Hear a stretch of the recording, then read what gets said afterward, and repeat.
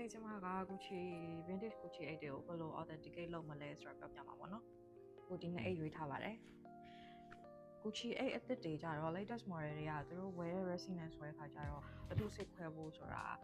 မလိုအပ်ဘူးပေါ့နော်။ပြီး official store တွေကဝယ်တာဒီလို vintage အိတ်တွေကြတော့ကြာပြီပိုင်ရှင်တွေကလည်းအဆင့်ဆင့်ပြောင်းလာပြီးသွားတယ်ဆိုတော့သူတို့မှာ receipt တွေလည်းမရှိတော့ဘူးအဲ့တော့ဒီဟာအတူစစ်ခွဲဖို့ဆိုတာအရင်ရေးကြည့်ရပါတော့အဲ့တော့ကျွန်မဘယ်လိုအတူစစ်ခွဲလဲဆိုတာဒီနေ့ပြပြမှာဖြစ်ပါတယ်ပထမဆုံးအနေနဲ့ Gucci အိတ်တွေမှာအထဲမှာဒီ leather pouch လေးပါတယ်ပေါ့နော် leather pouch လေးကဒီ zipper ရဲ့အောက်မှာပါတယ်အိတ်တိုင်းမှာပါပါတယ်ဒါ zipper ရဲ့အောက်မှာဒီမှာ leather pouch လေးပါမယ်အဲ့ဒီမှာဆိုလို့ရှိရင်လေးရှိလိမ့်မယ်က register trademark ပေါ့နော် Gucci ကဒီ 8 design နေနောက်ပြီးတော့သူ့ရဲ့ဒီ logo တွေသူပိုင်နေဆိုတဲ့အကြောင်းပြောထားတာပြီးတော့ Gucci ဆိုရဲဟာလေးရဲ့ made in Italy ဒီ font တွေက neat and tidy ပေါ့နော်ဖြစ်ရမယ် unboxing တွေကအတူတွေမှာဆိုအရင်သိတာတယ်ဘယ်လိုပြောရမလဲ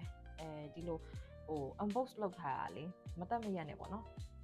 အဲ့ကနေပြီးတော့ဒီအနောက်ကိုလှမ်းကြည့်လိုက်မယ်ဆိုလို့ရှိရင်